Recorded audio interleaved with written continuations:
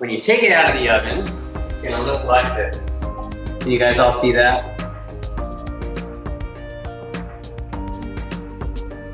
Welcome back, everybody. John Malanka here with the United Patient Group. Be informed and be well. And the guy you see on the other side of the screen is Jeff, the 420 chef, and backed by popular demand. So thank you, Jeff, for doing it. And thank you for the audience. They really enjoyed you. It was funny. We did a Canna Rose last time, and a lot of people wrote in and shared their recipe, shared their pictures with us, but they're having like, how do you fold it? What's going on? And so we probably won't do something as difficult as we did last time for today. But what we're going to do today is a good old standby, which people always ask. One, how do you make Cannabutter, but also pot brownies, the infamous pot brownies? And my story of pot brownies, gosh, I've been out of high school for 30 years, but we used to make it with just everything.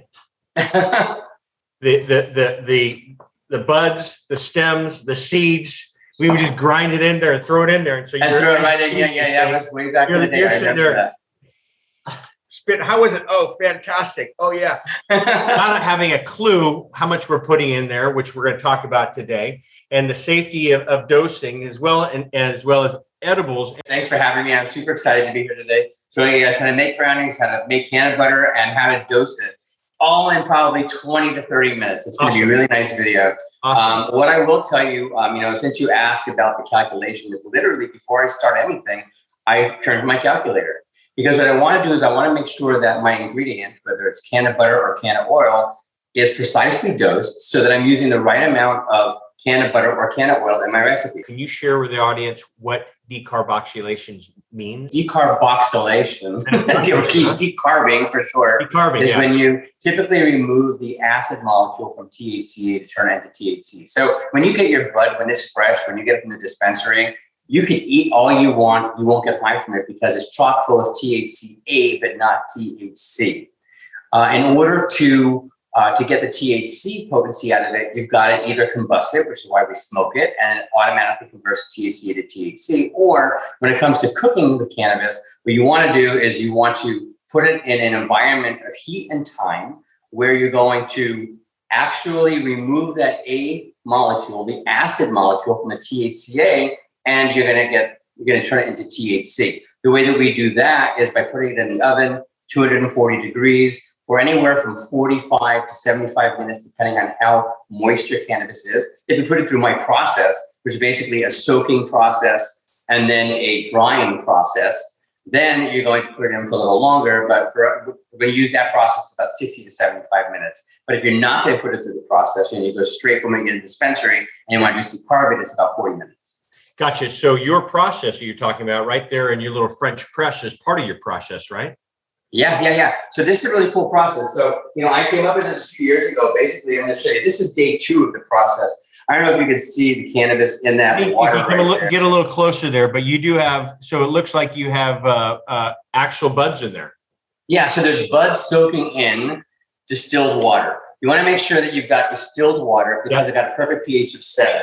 And what you're going to do is you're going to take your bud, you're going to break it off the stem, put it into a French press, cover it with distilled water. I like to put in about that much, like 2 or 3 times the amount of flour, right, to the water. And you let it soak there, and you let it soak for 3 days. But what you're going to do is you're going to change out this water. You're going to change out the water every 12 hours. Now, that started out really dark on the first day. It was like a dark, deeper green.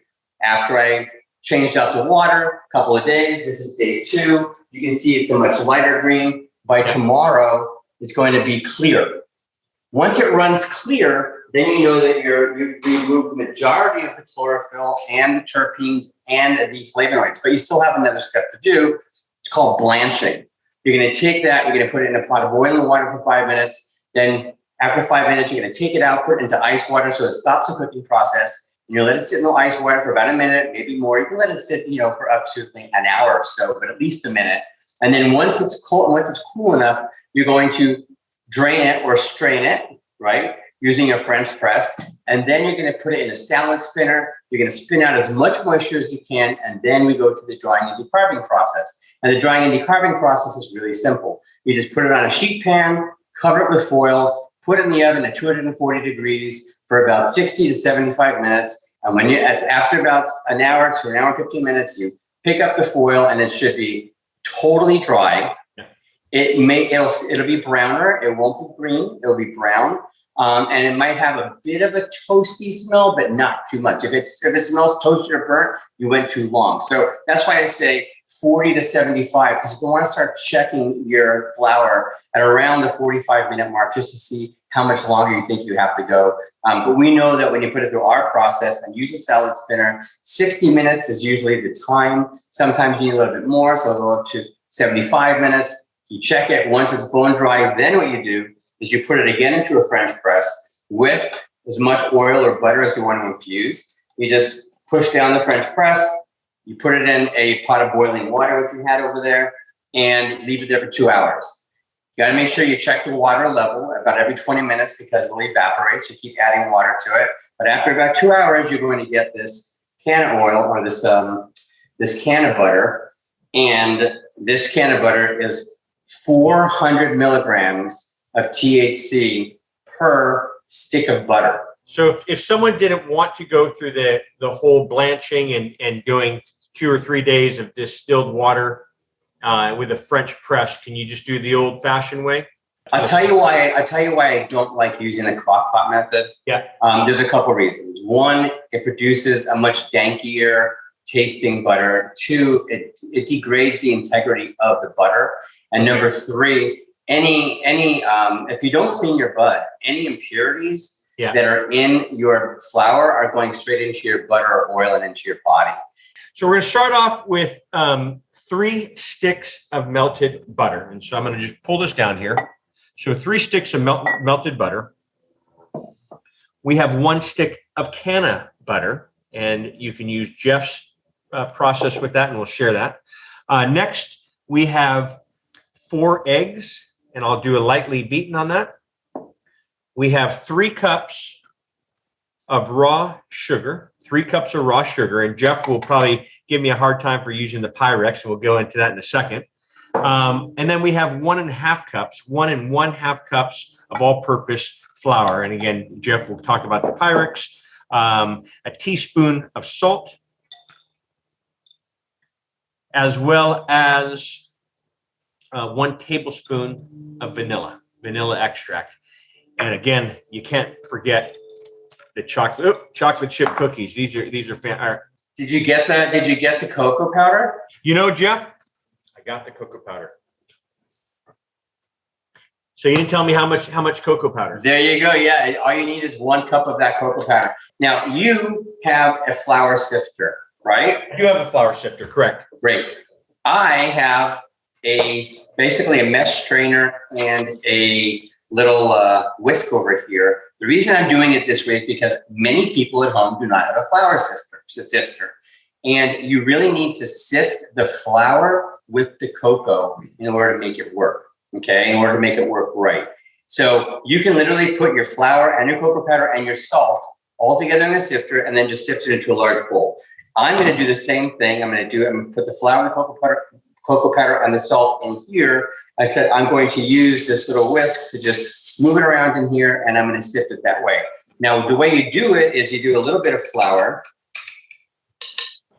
So you put in a little bit of cocoa powder, and you're going to do a little bit of salt because you kind of want it all to be all in your sifter, huh? Even. Just all in the sifter. I'm going to just do it like this so everyone can see how it works. See how I'm doing this, and it's all falling down in there. It's all sifting together really nicely. All right, so the next thing we're going to do is you're going to take your butter, start with your softened butter here, your melted butter. Not the Cannabutter, correct? And the Cannabutter. Okay. Take your Cannabutter, and what you're going to do is you're going to mix. I'll use a whisk. You could use that. You're just going to take your Cannabutter and you're going to add it to the melted butter. Add it to the melted butter. Yeah. So you're basically creating now. Here we go. So you guys can see that. There is Cannabutter inside the butter. You're going to mix it together. Gotcha. You guys notice how beautiful this butter is now, even though it has cannabis in it? Now You're going to take your eggs and you're going to give your eggs a little bit of a beat. Okay. So lightly beat your eggs. Now, if you have another bowl, you can use that bowl. I'm going to use a different bowl. What I'm going to do is I'm going to pour my sugar into this bowl here. In what bowl are you? What bowl? That's just an empty bowl? Yeah, it's an empty larger bowl. Okay. So I got my sugar in there. Okay. Then I'm going to put my Cannabutter into the sugar. Okay. My Cannabutter mixture, right? And I'm going to add my eggs to it at the same time. And I'm going to mix it around. So now you can do it in a stand mixture like you're doing over there, or I need a little bit of exercise. So I'm going to exercise my wrists and I'm going to mix it literally in this bowl. And the vanilla. Okay, so. All right, so we're going to do 1 tablespoon of vanilla. I'm going to just do it here like everybody at home does it normally. So just take it out of the vanilla bottle, pour it in just like that. Sometimes you make a mess like I just did. It's fun. Put a little extra in for the mess. There we go. And so now I'm putting the vanilla in, correct? Yep, add the vanilla and then just put it under your mixer. And you're going to want to make sure that it mixes well so that it's totally incorporated, so that the butter and the sugar and the vanilla and the eggs are beautifully, I would say, creamy. I haven't done anything with this yet, correct? What is that? The flour? The flour and the Coke? Yeah, that goes next. So we're going to, once we have our wet ingredient mix, Okay. we're going to add the wet ingredients to the dry ingredients. While the wet ingredients are mixing, you're going to do 1 cup at a time or so of the dry ingredients here. Okay. The well, we didn't need the well because I didn't realize you were using a stand mixer, so you're good. So really just going to take it, do 1 cup at a time, and you're going to add it to the butter, to the butter mixture. With a wooden spoon, the old-fashioned way, and I'm going to literally just pour it into the well. And I'm going to mix it just like that.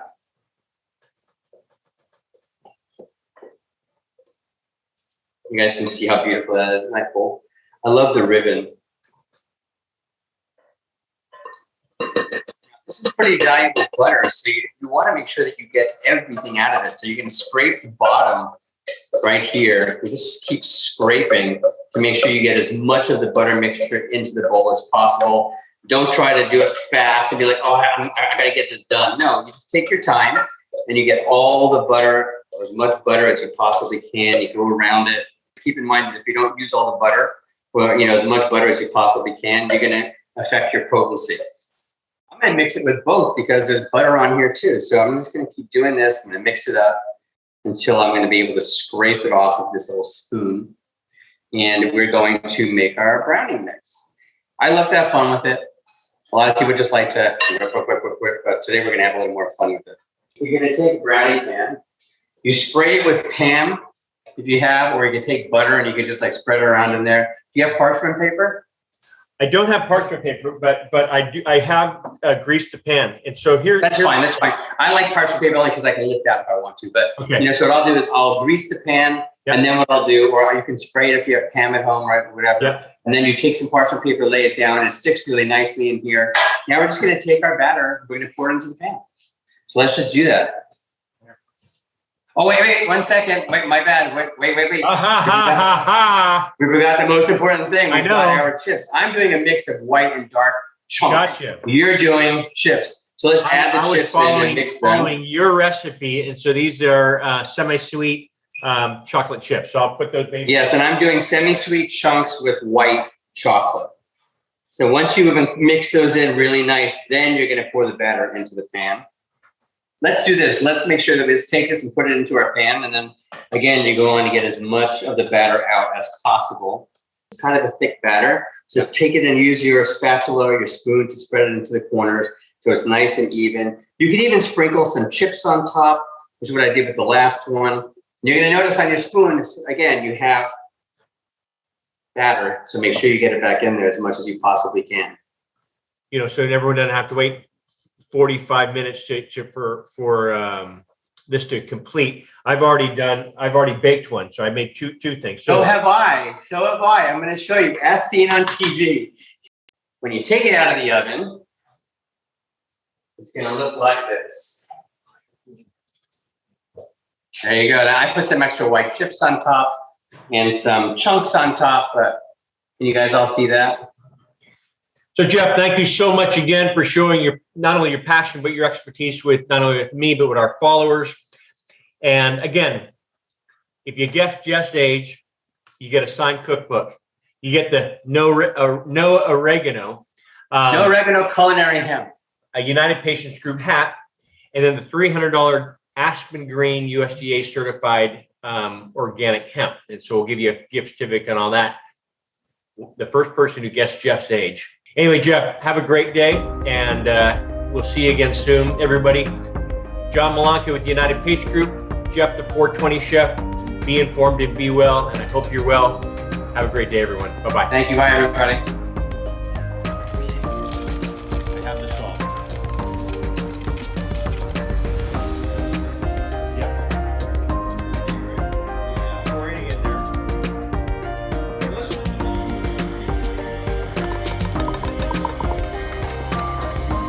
Able to lick this? If you want to be high all day, yeah. This is delicious.